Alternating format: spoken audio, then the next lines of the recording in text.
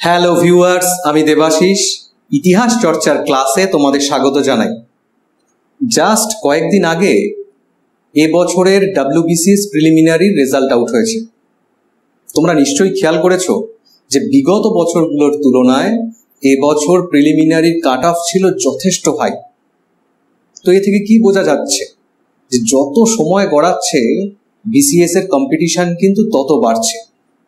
Naturally means পরীক্ষাতেও competition যে যথেষ্ট tough হবে এটা খুব পরিষ্কার। তো এই পরিস্থিতিতে দাঁড়িয়ে WBCS অপশনাল হিস্ট্রি যারা প্রিপেয়ার করছো বা কামিং ইয়ারে যারা অপশনাল হিস্ট্রি নেওয়ার কথা ভাবছো, তারা অপশনাল ইতিহাসটাকে কিভাবে তৈরি করবে বা তৈরি করার ক্ষেত্রে কি স্ট্র্যাটেজি ফলো করা উচিত তা নিয়েই আজকের এই ভিডিও।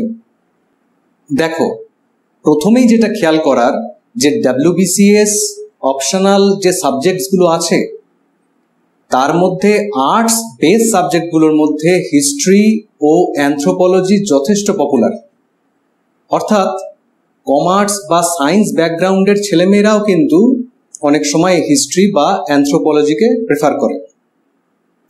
অ্যানথ্রোপোলজি প্রেফার করার একটা কারণ হচ্ছে যে ইতিহাসের সাথে এর একটা সম্পর্ক আছে।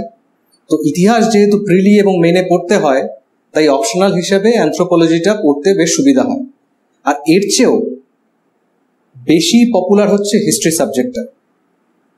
তার কারণ তোমরা যদি খেয়াল করো যে BCS প্রিলিমিনারিতে হিস্ট্রির ওয়েটেজ সবচেয়ে বেশি 50 মার্কস, এবং মেইন কম্পালসারি পেপার 3-তে 100 মার্কসের হিস্ট্রি তৈরি করতে হয়। এবং এই প্রিলি এবং মেইনের হিস্ট্রি রেডি করতে যে সিলেবাস, তার সঙ্গে অপশনালের সিলেবাস কিন্তু অনেকটাই ওভারল্যাপ করে যায়। ফলে অনেকেরই প্রথম পছন্দ হচ্ছে এই অপশনাল হিসেবে হিস্ট্রি। এখানে যে বিষয়টা এবার ভাবার, যে যখন কোনো একটা পার্টিকুলার সাবজেক্ট বেশি পপুলার হয়ে যায় বা অনেকেরই নেওয়ার প্রবণতা বাড়ে, তো সেই সাবজেক্টের যে স্ট্যান্ডার্ড, সেই স্ট্যান্ডার্ডটা কিন্তু অনেকটা হাই হয়ে যায়। একটা উদাহরণ দিই, ধরো অপশনাল হিসেবে ল্যাঙ্গুয়েজ কেউ ফ্রেঞ্চ নিল, তো দেখা যাচ্ছে যে অল ওভার ওয়েস্ট বেঙ্গলে ফ্রেঞ্চ হয়তো 4 জন পরীক্ষা দিচ্ছে, সেখানে হিস্ট্রি পরীক্ষা দিচ্ছে ধরো 1500 জন।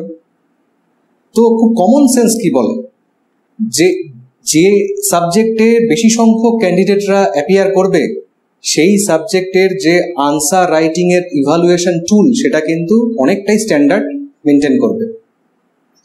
তো যেটা মনে রাখার বা যেটা ভাবার, যে যখন আমি অপশনাল হিসেবে হিস্ট্রিটা চুজ করব, তো এমন কিছু আমি আলাদাভাবে ভাববো বিষয়টাকে, যাতে আমি একটু বেটার স্কোর করতে পারি। তো এক্ষেত্রে প্রথম যে বিষয়টা আমাদের মাথায় রাখতে হবে তা হচ্ছে ম্যানেজমেন্ট অফ টাইম। এটা অনেক সময় আমরা খেয়াল করি না, বা খেয়াল করলেও খুব প্রপার অর্ডারে খেয়াল করি না।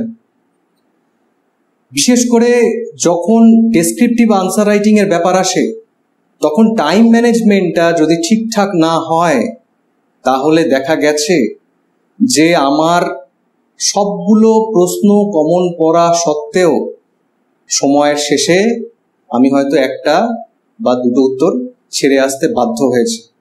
এর ফলে দেখা যাচ্ছে 10 বা 20 নম্বর আমাদের ছেড়ে আসতে হয় অনেক সময়, যার ভীষণ রকম নেগেটিভ ইম্প্যাক্ট পড়ে আমার ওভারঅল স্কোরে। তো প্রথমেই অপশনাল হিস্ট্রির জন্য কোশ্চেন প্যাটার্ন অনুযায়ী এবং কোশ্চেনের মার্কস অনুযায়ী আমার টাইম ম্যানেজমেন্ট কি হবে সেইটা স্থির করতে হবে। তাহলে চলো প্রথমেই দেখে নিই যে অপশনাল হিস্ট্রির জন্য টাইম ম্যানেজমেন্টটা কি হওয়া উচিত। আচ্ছা, প্রথমেই আমরা দেখব যে পেপার 1, যেটাতে অ্যানশিয়েন্ট এবং মিডিয়েভেল ইন্ডিয়ান হিস্ট্রি আছে, তাহলে পেপার 1-এ থাকছে 200 নম্বর, সময়ের জন্য থাকছে 3 ঘন্টা, মানে 180 মিনিট। খেয়াল করো, গ্রুপ এ অ্যানশিয়েন্ট, অর্থাৎ পেপার 1-এ এই যে অ্যানশিয়েন্ট এবং মিডিয়েভেল হিস্ট্রি, এই অ্যানশিয়েন্টের পার্টটাকে গ্রুপ এতে আলাদা করা হয়েছে এবং তার জন্য আলাদাভাবে নম্বর বরাদ্দ করা আছে। আর গ্রুপ বিতে থাকবে মিডিয়েভাল পার্ট। তো আমরা প্রথমে অ্যানশিয়েন্টে গ্রুপ এ পার্টটা দেখে নিই। এখানে দেখো একটা ছকের মাধ্যমে আমি ব্যাপারটাকে তুলে ধরার চেষ্টা করেছি। তো প্রথমে কি লেখা আছে, মার্কস এবং ওয়ার্ড লিমিট, তারপরে number of questions, total marks, আর টাইম শুড বি অ্যালোটেড। তো গ্রুপ এতে এই অ্যানশিয়েন্ট পার্টে কি কি নম্বরের কোশ্চেন আসে? 10 নম্বরের কোশ্চেন থাকে, যেটা 200 থেকে 250 শব্দের মধ্যে লিখতে হয়। 20 নম্বরের প্রশ্ন থাকে, যেটা 700 থেকে 800 শব্দের মধ্যে লিখতে হয়। আর 30 নম্বরের প্রশ্ন থাকে, যেটা 1500 শব্দের মধ্যে মোটামুটি লিখতে হয়। 10 নম্বরের প্রশ্ন থাকে 3টে, 20 নম্বরের প্রশ্ন থাকে 2টো, আর 30 নম্বরের প্রশ্ন থাকে 1টা। মোটামুটি শেষ 2-3 বছর আমরা এই ট্রেন্ডটাই দেখেছি। তাহলে গ্রুপ এ থেকে 6টা কোশ্চেন থাকে। এবার যেটা সবচেয়ে ইম্পর্টেন্ট, যে আমার এই প্রশ্নগুলো লেখার জন্য আমাকে কতটা সময় মনে মনে ভেবে রাখতে হবে। তাহলে যে 10 নম্বরের যে 3টে প্রশ্ন, এর জন্য আমি ম্যাক্সিমাম 30 মিনিটই সময় অ্যালট করব, মানে প্রত্যেকটা উত্তর লেখার জন্য 10 মিনিট সময়। 20 নম্বরের প্রশ্ন লেখার জন্য আমি 15 মিনিট করেই সময় ব্যয় করব। তা 2টো প্রশ্নের জন্য আমাকে টাইম দিতে হবে 30 মিনিট। আর 30 নম্বরের যে প্রশ্নটা থাকছে তার জন্য আমি মোটামুটি 25 মিনিট সময় ভেবে রাখব। তাহলে এটা হচ্ছে গ্রুপ এ। এবার গ্রুপ বিটা দেখি।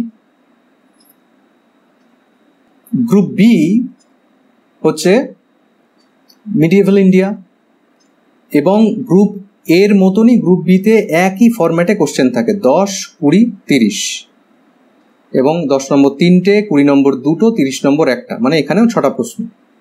ফলে টাইম ম্যানেজমেন্টও আমাকে একইভাবে করতে হবে। তাহলে গ্রুপ এর জন্য আমাকে 85 মিনিট ভেবে রাখতে হবে, এবং গ্রুপ বি এর জন্য 85 মিনিট। তো খেয়াল করে দেখো যে এই 85 যোগ 85 170 মিনিট, কিন্তু আমার মোট সময় হচ্ছে 180 মিনিট।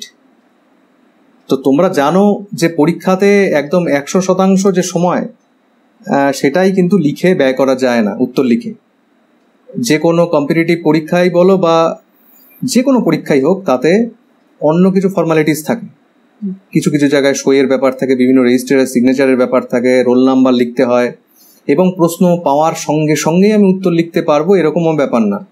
প্রত্যেকটা প্রশ্ন একটু পড়ে অন্তত 5 সেকেন্ড 10 সেকেন্ড একটা ভাবার জন্য সময় রাখতেই হয়। তো এই সব কিছুর জন্য আমি মোটামুটি ধরে নিচ্ছি 10 মিনিট সময় কিন্তু আমার হাতে রাখতে হবে, এবং আমাকে উত্তর লেখার জন্য 170 মিনিট সময় ব্যয় করতে হবে। তাহলে এই হলো পেপার 1 অ্যানশিয়েন্ট মিডিয়েভেলের জন্য একটা টাইম ম্যানেজমেন্টের যে শিডিউল, সেইটা এইরকম হতে পারে। এবার আমরা দেখি পেপার 2 এর ব্যাপারটা কি। পেপার 2 তোমরা জানো মডার্ন ইন্ডিয়া এবং ওয়ার্ল্ড হিস্ট্রি। এখানেও 200 নম্বর, 3 ঘন্টা সময়, মানে 180 মিনিট। এখানেও ঠিক একইভাবে গ্রুপ এ এবং বি ভাগ করে কোশ্চেন আসে। গ্রুপ এতে থাকে মডার্ন ইন্ডিয়ার অংশ, এবং গ্রুপ বিতে থাকে ওয়ার্ল্ড হিস্ট্রি। তো এখানে নাম্বার ডিভিশনটা খেয়াল করো। এখানে কিন্তু আর 10 নম্বরের প্রশ্ন থাকছে না, এখানে 20 নম্বরের প্রশ্ন থাকছে এবং 40 নম্বরের প্রশ্ন থাকছে। এর আগে পেপার 1-এ আমরা কি খেয়াল করেছিলাম, 10, 20, 30, আর এখানে হচ্ছে 20 এবং 40। তো 20 নম্বরের জন্য 700 থেকে 800 শব্দ, আর 40 নম্বরেও সেই 1500 শব্দের মধ্যে উত্তর লিখতে হবে। তো এই যে 20 নম্বরের, এই 20 নম্বরে গ্রুপ এ তে থাকবে একটা প্রশ্ন লিখতে হবে, আর গ্রুপ বি থেকে লিখতে হবে একটা প্রশ্ন।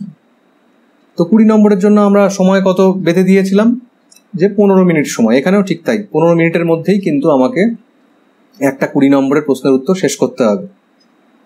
আর 40 নম্বরের যে প্রশ্ন থাকছে সেটা থাকবে 4টে প্রশ্ন, মডার্ন ইন্ডিয়া থেকে 2টো প্রশ্ন এবং ওয়ার্ল্ড হিস্ট্রি থেকে 2টো প্রশ্ন, এবং এর জন্য মোটামুটি 35 মিনিট করে সময় আমি পেতে পারি। তো 35 মিনিট সময় হলে এখানে হচ্ছে 140 মিনিট টোটাল, এবং সব মিলিয়ে 170 মিনিট। তো আমরা অলরেডি ডিসকাস করেছি যে 180 মিনিটের মধ্যে 170 মিনিট সময়কেই আমরা লেখার জন্য ব্যয় করব, এবং 10 মিনিট হাতে রাখবো অন্যান্য কাজের জন্য। তো এই ছিল মোটামুটি একটা পেপার 1 এবং পেপার 2 এর টাইম ম্যানেজমেন্ট সম্পর্কে একটা ধারণা। আশা করি এই রকম একটা যদি ম্যানেজমেন্ট আমরা করতে পারি সময়ের, তাহলে নির্দিষ্ট সময়ের মধ্যে সব কটা উত্তর লিখে আসা সম্ভব হবে। এই টাইম ম্যানেজমেন্টটা দেখে হয়তো অনেকেই তোমরা অবাক হচ্ছ, ভাবছো যে একটা 10 বা 20 নম্বরের প্রশ্নের উত্তর 10 বা 15 মিনিটে কিভাবে দেওয়া সম্ভব। বিশেষ করে যারা সদ্য গ্র্যাজুয়েট হয়েছো এবং আমার ভিডিওটা দেখছো, তারা ভাবছো যে একটা 10 নম্বর বা 20 নম্বরের উত্তর তো অন্তত 5-7 পাতা লেখাই উচিত, আর সেটা তো 10 বা 15 মিনিটে কোনো মতেই সম্ভব নয়। তো এখানেই আসছে টেকনিকের প্রশ্ন। একটা উদাহরণ দিই। ধরো হরপ্পা সভ্যতা থেকে একটা প্রশ্ন, হরপ্পা সভ্যতার পতনকে তুমি কিভাবে ব্যাখ্যা করবে। তো গ্র্যাজুয়েশনে যদি এই প্রশ্নটা আসে 10 নম্বরে, তাহলে এর জন্য 4 বা 5 পাতায় উত্তরটা লিখতে হবে। ঠিক একই প্রশ্ন যদি স্কুল সার্ভিস কমিশনের পুরনো প্যাটার্নে আসতো, তাহলে এর জন্য 4টে লাইন বরাদ্দ থাকতো, তার মধ্যে কিন্তু উত্তরটা লিখতে হতো এবং 2 নম্বর থাকতো। তো আসলে যেটা ব্যাপার, যে যিনি পেপার সেটার, প্রশ্নকর্তা, তিনিও কিন্তু জানেন যে এই নির্দিষ্ট টাইম ফ্রেমের মধ্যে কতটা লেন্থের উত্তর লেখা সম্ভব। তাই আসল যে বিষয় মাথায় রাখতে হবে যে উত্তরের লেন্থ আমাকে বিরাট করতে হবে নম্বর অনুযায়ী, এটা কিন্তু কোনো ব্যাপার নয়। সময়ের সাথে এই 10 মিনিট বা 15 মিনিট বা 25 মিনিট বা 35 মিনিট যে সময় আমি মনে মনে ভেবে রেখেছি, এর মধ্যেই আমাকে ওই 10, 20, 30 বা 40 নম্বরের উত্তর কিন্তু লেখার কৌশল আয়ত্ত করতে হবে। ওই প্রশ্নের জন্য ঠিক নির্দিষ্ট যে পয়েন্টসকে রাখা উচিত, সেই পয়েন্টস কৌশলে প্রিসাইজ ওয়েতে আমাকে লেখার কৌশল আয়ত্ত করতে হবে। প্রথম প্রথম হয়তো একটু সমস্যা হতে পারে, কিন্তু একবার যদি বিষয়টা মাথায় চলে আসে, তারপর কিন্তু খুব একটা টাফ নয় বিষয়টা। ঠিক আছে? তো টাইম ম্যানেজমেন্ট ব্যাপারটা আমি বুঝেছি যে এই সময়ের মধ্যে আমাকে এই লেন্থের উত্তর শেষ করতে হবে। এরপর যেটা দরকার সেটা হচ্ছে প্রপার টেক্সট বুকস। যথাযথ টেক্সট বই কিন্তু আমাদের হাতে থাকতে হবে, যে বইয়ের সাহায্য নিয়ে আমি উত্তরগুলো তৈরি করব। তাহলে চলো এবার আমরা দেখে নিই যে যারা বাংলা ভাষায় অপশনালের পরীক্ষা দিতে চাইছো, তারা কোন কোন টেক্সট বুক ফলো করবে, বা ইংরেজিতেই যারা দিতে চাইছো তারাও কোন টেক্সট বই ফলো করবে। আচ্ছা, প্রথমেই যেটা দেখব যে অপশনালের জন্য যারা বাংলায় পরীক্ষা দেবে, তাদের জন্য কোন কোন বাংলা বই আমাকে পড়তে হবে। তো আমি যে বইয়ের তালিকাটা তৈরি করেছি, এবার সেটা খেয়াল করো। প্রাচীন, মধ্য ও আধুনিক ভারত,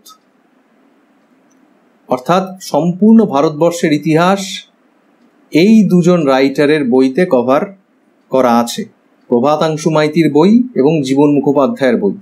কোন ক্লাসের বই? বিএ পাসের বই। 9, 10, 11, 12 বই কিন্তু নয়, বিএ পাসের বই, পাস কোর্সের বই। প্রভাতাংশু মাইতি এবং জীবন মুখোপাধ্যায় 2 বা 3টে খণ্ডে তোমরা পাবে এই এন্টায়ার সিলেবাস কভার করা আছে। এরপর দেখো বিশ্ব ইতিহাস এবং ইউরোপের পার্ট থেকে যেটা রেডি করতে হবে, তার জন্য আমি 2টো বই সাজেস্ট করেছি। জীবন মুখোপাধ্যায়ের বিএ পাস কোর্সের বই, আর আন্তর্জাতিক সম্পর্কের ইতিহাসের জন্য বইটার নামও এই আন্তর্জাতিক সম্পর্কের ইতিহাস, প্রণব কুমার চট্টোপাধ্যায়ের বই। এটা একটা অনার্সের বই, গ্র্যাজুয়েশনে অনার্সের বই, খুব সহজভাবে লেখা, অনেকটা জীবন মুখোপাধ্যায়ের ঢঙেই ওনার লেখার ধরন, ফলে পড়তে বেশ ভালো লাগবে, কোনো জটিলতা নেই। তো এই প্রভাতাংশু মাইতি, জীবন মুখোপাধ্যায় এবং প্রণব কুমার চট্টোপাধ্যায়, এই বইগুলোই আমি মনে করি যে কেউ যদি ফলো করে, তার অপশনাল হিস্ট্রি লেখার ক্ষেত্রে 98% সে কভার করতে পারবে, যা কোশ্চেনের ট্রেন্ড WBCS এ থাকে যেভাবে কোশ্চেন। এছাড়াও যাদের সময় আছে বা যারা আরেকটু পড়তে ইন্টারেস্টেড, তাদের জন্য আমি কিছু বই রেফার করছি। এই বই অবশ্যই যদি তাদের কভার হয়ে যায়, তাহলেই সেই বইগুলো তারা দেখবে। দেখো, প্রাচীন ভারতের জন্য আমি বলেছি দিলীপ কুমার গঙ্গোপাধ্যায়ের বই। এটা অনার্স লেভেলের বই, 2 খণ্ডে বইটা আসে। খুব ভালোভাবে অ্যানশিয়েন্ট ইন্ডিয়াকে কভার করা আছে, একদম ধরে ধরে, খুব এলাবোরেট ডিসকাশন, কিন্তু কিছু কিছু জায়গায় পয়েন্ট করে উনি আলোচনা করেছেন। বেশ ভালো বইটা। তো যাদের প্রভাতাংশু মাইতি এবং জীবন মুখোপাধ্যায় পড়ার পরে বিভিন্ন টপিকের উত্তর লিখতে গিয়ে যদি মনে হয় যে হ্যাঁ আরেকটু উত্তরটা স্ট্যান্ডার্ড করতে হবে বা আরেকটু রেফারেন্স দরকার, তাহলে দিলীপ কুমার গঙ্গোপাধ্যায়ের বই তারা দেখতে পারে। মধ্যযুগের ভারতের ক্ষেত্রে গোপাল কৃষ্ণ পাহাড়ি, এটাও অনার্স লেভেলের বই। সুলতানি মুঘল যুগের ওপরে 2 খণ্ডে বইটা সম্ভবত পাওয়া যাবে। ওনার বইও কিন্তু বেশ ভালো। আর সতীশচন্দ্র, মধ্যযুগের ভারতের ক্ষেত্রে খুব ভালো বই, সতীশচন্দ্রের 2 খণ্ডে বই। এই বইটাও দেখা যেতে পারে, খুব ডিটেল ডিসকাশন করা আছে। অবশ্যই এগুলোর সহযোগী হিসেবে এই বইগুলো কাজ করবে। আধুনিক ভারতের ক্ষেত্রে আমি প্রথমে 4 নম্বরটাকে হাইলাইট করতে চাইছি, সমর কুমার মল্লিক। এটা অনার্স লেভেলের বই, 2 খণ্ডে বই, খুব ভালো। মানে অনেক উত্তর তোমরা এখান থেকেই সরাসরি করতে পারবে। এই বইটা তোমরা দেখতে পারো। এখানে একটা জিনিস বলার, যে আধুনিক ভারতের উত্তর করার সময় তোমরা খেয়াল করবে প্রিভিয়াস ইয়ারে যে কোশ্চেনগুলো এসছে সেটা দেখলে তোমরা বুঝবে যে অনেক কনসেপচুয়াল কোশ্চেন এই আধুনিক ভারত থেকে থাকে। প্রাচীন এবং মধ্যকালীন ভারত থেকে কিন্তু সেই ধরনের কনসেপচুয়াল কোশ্চেন থাকে না, একদম স্ট্রেট ফরওয়ার্ড কোশ্চেন। কিন্তু আধুনিক ভারত থেকে কিন্তু কনসেপচুয়াল কোশ্চেন আসে, এবং তার উত্তরের জন্য এবং সেই কনসেপ্ট বিল্ডিংয়ের জন্য শেখর বন্দ্যোপাধ্যায়ের পলাশী থেকে পার্টিশন খুব ভালো বই। সবটা যে পড়ে ফেললে এমন ব্যাপার না, কিছু কিছু টপিক পড়লে কনসেপ্ট খুব ভালো ক্লিয়ার হবে, এবং মডার্ন ইন্ডিয়াকে কিভাবে ভাবতে হবে এই ভাবনার জায়গাটা তৈরি করে দেবে শেখর বন্দ্যোপাধ্যায়ের এই বই। মানে তুমিও তখন বিভিন্ন জিনিসকে কিন্তু কম্পারেটিভলি ভাবতে শুরু করবে। ভারতের স্বাধীনতা সংগ্রাম, বিপান চন্দ্র, দারুণ বই। আমি তো মনে করি যে আধুনিক ভারত লেখার সময় এই বইটা হাতের কাছে থাকা উচিত। আবারও বলছি, এই বইয়ের সমস্ত পোর্শন বা এই বইগুলোর সমস্ত পোর্শন হয়তো কাজে লাগবে না, তার জন্য আমি অলরেডি নাম করে দিয়েছি। প্রভাতাংশু মাইতি, জীবন মুখোপাধ্যায়, এন্টায়ার সিলেবাস পুরো বিসিএসকে কভার করে দেওয়া আছে। কিন্তু কিছু কিছু জায়গায় এই সমস্ত বই রেফারেন্স হিসেবে আমরা দেখতে পারি। সুমিত সরকারের আধুনিক ভারত, এটাও কিন্তু খুব ভালো বই। ওকে, এখানে দেখো বুক লিস্ট ইন ইংলিশ, মানে যারা ইংরেজিতে অপশনাল পেপারটা দেবে ইতিহাস, তাদের জন্য আমি কিছু বইয়ের তালিকা রেখেছি। অ্যানশিয়েন্ট এবং মিডিয়েভাল একসাথেই এখানে আমি বলে দিয়েছি। আর.এস. শর্মার বই, ইন্ডিয়াজ অ্যানশিয়েন্ট পাস্ট, দারুণ বই, খুব ভালো বই। উত্তর লেখার জন্য একদম আইডিয়াল বই, কনসেপ্টও সুন্দরভাবে ক্লিয়ার হয়ে যাবে। নেক্সট হচ্ছে সতীশচন্দ্রের বই। সতীশচন্দ্রের দুভাবে বই তোমরা পাবে, অনলাইনে বা অফলাইনে। একটা হচ্ছে মিডিয়েভাল ইন্ডিয়া 1টা খণ্ড, সেটা একটু প্রিসাইজ ওয়েতে আছে, সেটাও পড়তে পারো। সেটা প্রথমে কনসেপ্ট বিল্ডিংয়ের ক্ষেত্রে পড়া যেতে পারে, কিন্তু বিভিন্ন উত্তর লেখার ক্ষেত্রে হয়তো একটু ইনসাফিসিয়েন্ট মনে হতে পারে। এই জন্যই আমি অপশনালের জন্য রেফার করব যে 2 পার্টে সতীশচন্দ্রের যে বই, একটা সুলতানি এবং মুঘল যুগকে কভার করেছে, সেইটা তোমরা নিয়ে নাও। আর এই অ্যানশিয়েন্ট এবং মিডিয়েভালকে কভার করে সুন্দর একটা বই হচ্ছে পুনাম দালাল দাহিয়ার বই, অ্যানশিয়েন্ট এবং মিডিয়েভাল ইন্ডিয়া। অনেক উত্তর সরাসরি এই বই থেকে তোমাদের কাজে লেগে যাবে, এবং এই বইটা তোমাদের কিনতেই হবে, কারণ মেনের যে পেপার 3, এই বইটা ছাড়া ভাবাই যায় না। তো মেনের পেপার 3 এর ক্ষেত্রেও এই বইটা ভীষণ কার্যকরী হবে, প্লাস অপশনালেও তোমাদের দারুণভাবে হেল্প করবে এই বইটা। তো এই 3টে বই যদি তোমরা, 3টে বলবো না, এটা 2 পার্টে আছে, 4টে বই। তো এই 4টে বই নিলে অ্যানশিয়েন্ট মিডিয়েভাল পার্ট 99% ধরে নাও তোমাদের হাতের মুঠোয় চলে আসবে। মডার্ন ইন্ডিয়ার ক্ষেত্রে প্রথম যে বইয়ের নাম করতে হয় সেটা হচ্ছে a brief history of modern India, spectrum publication থেকে বেরোচ্ছে, রাজীব আহিরের। কম্প্যাক্ট বই, কম্প্যাক্ট মানে অনেক উত্তর ডিরেক্ট এখান থেকেই করা যাবে, যদি ডিরেক্ট কোশ্চেন আসে তো। পুরো সিলেবাসটাকে কভার করে লেখা বই, খুব ডিটেলে লেখা না, পয়েন্ট বেসিসে, একদম পয়েন্ট পয়েন্ট পয়েন্ট করে লেখা। তো এই বইটা খুব কার্যকরী হবে বিভিন্ন উত্তর তৈরি করার ক্ষেত্রে। কিন্তু অলরেডি আমি ডিসকাস করলাম যে মডার্ন ইন্ডিয়াতে অনেক কনসেপচুয়াল কোশ্চেন আসে, এবং সেই ভাবনা চিন্তার জায়গাকে কিন্তু আমাকে বানাতে হবে বই পড়ে। অনেক সময় যাদের ইতিহাসের বেস না থাকে, বিভিন্ন অন্যান্য স্ট্রিম থেকে যারা এসছো, তারা ইতিহাসের এই যে কনসেপ্ট, বিভিন্নভাবে ইতিহাসকে ভাবা, তার জন্য এই যে India struggle for independence Bipan চন্দ্র, এই বইটা কিন্তু তোমরা নিও। বেশ মোটা বই, সবটা হয়তো পড়ার দরকার নেই, কিন্তু বইয়ের ভাষা বেশ সহজ সরল, খুব একটা কঠিন ভাষায় লেখা না, পড়তে ভালোই লাগবে। এই বইটা নিলে তোমাদের অনেক কনসেপ্ট সুন্দরভাবে ক্লিয়ার হবে, এবং অনেক উত্তর লেখার ক্ষেত্রেও এই বইটা খুব কার্যকরী হবে। আর এই বইটা ছাড়া মডার্ন ইন্ডিয়া আমি অন্তত ভাবতে পারছি না, যারা ইংরেজিতে তৈরি হবে এবং যারা বাংলাতে তৈরি হবে। আমি এর আগের একটা ভিডিওতেও বলেছিলাম, মডার্ন ইন্ডিয়ান হিস্ট্রি সোনালী বানসাল এবং স্নেহিল ত্রিপাঠী, এই বইটা অবশ্যই রাখতে হবে। কারণ ঠিক যে কারণে পুনম দালাল দাহিয়াকে রাখতে হবে, পেপার 3ও আমাদের কভার করতে হবে, কম্পালসারি পেপার 3। তো তার জন্য এই বইটা খুব কার্যকরী হবে, এবং একই সাথে এই অপশনালে যারা ইংরেজিতে পরীক্ষা দিচ্ছ তাদেরও খুব হেল্পফুল হবে এই বইটা। তাহলে মডার্ন ইন্ডিয়ার ওপর এই 3টে বই। এবার ওয়ার্ল্ড হিস্ট্রি, এখানে আমি 2টো বই রেফার করব, মোর দ্যান এনাফ। ভিডি মহাজনের বেশ মোটা বই, 700 পেজের উপরে লেখা বই, এটা অনার্স স্ট্যান্ডার্ডের বই। ফরাসি বিপ্লব থেকে আলোচনা শুরু হয়েছে, এবং ফরাসি বিপ্লব থেকে সেকেন্ড ওয়ার্ল্ড ওয়ার এই ফেজ পর্যন্ত ডিটেলে কভার করা আছে। বিভিন্ন উত্তর লেখার ক্ষেত্রে এই বইটা কাজে আসবে যারা ইংরেজিতে উত্তর রেডি করবে। আর ইন্টারন্যাশনাল হিস্ট্রি, মানে আমি ধরে নিচ্ছি ফার্স্ট ওয়ার্ল্ড ওয়ার থেকে এবং তার পরবর্তী যে বিশ্ব ইতিহাস, নরমান লো ছাড়া আর কোনো কথাই হবে না।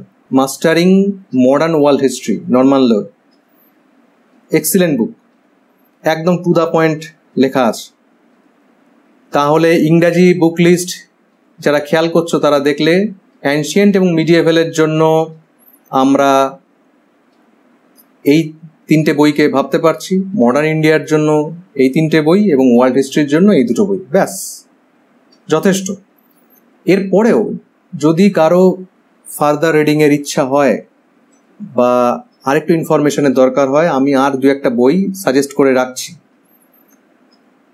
এগুলো যথেষ্ট ভালো বই।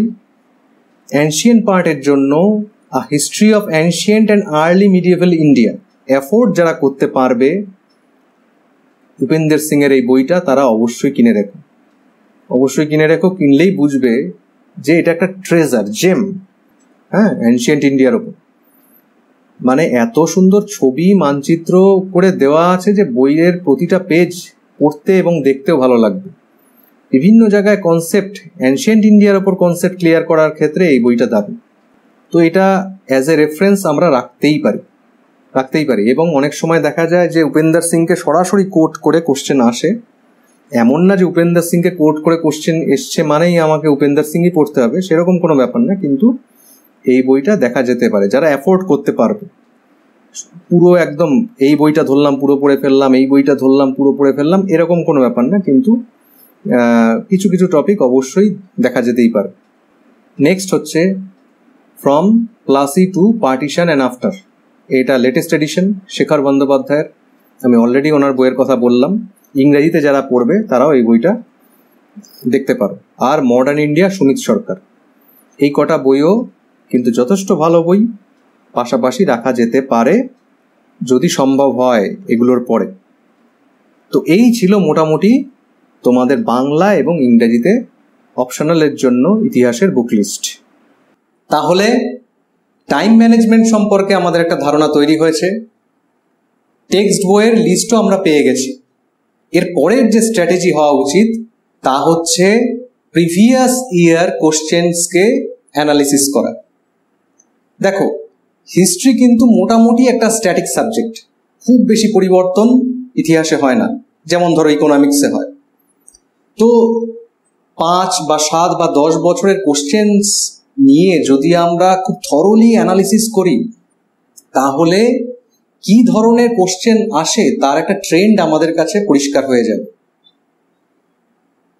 বিষয়টা ভালো করে বোঝার চেষ্টা করো। অপশনালের যে সিলেবাস হিস্ট্রির, সেই সিলেবাসটা কিন্তু হিউজ।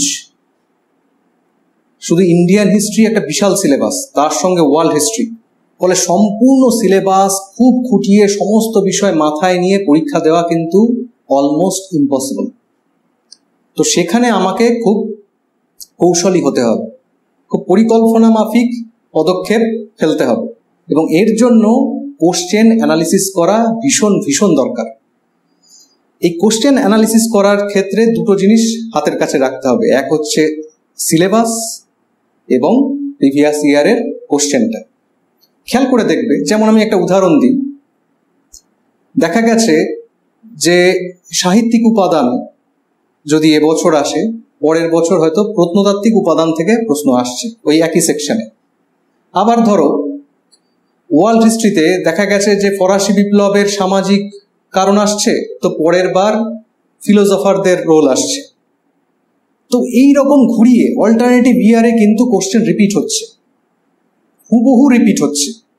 তো এই রিপিটেশনটাই তোমার স্ট্র্যাটেজি হওয়া উচিত, যে কিভাবে আসছে, কি মেথড ফলো করে আসছে। তো এবছর যে জায়গাগুলোর ওপর জোর দিয়ে কোশ্চেন এসেছিল, আমি যদি নেক্সট ইয়ারে পরীক্ষা দিই তাহলে সেটাকে খেয়াল রেখে অন্য যে কোশ্চেনগুলোর ওপর বিগত বছরে কোশ্চেন্স থাকে সেই জায়গাগুলো আমি ভালো করে তৈরি করব।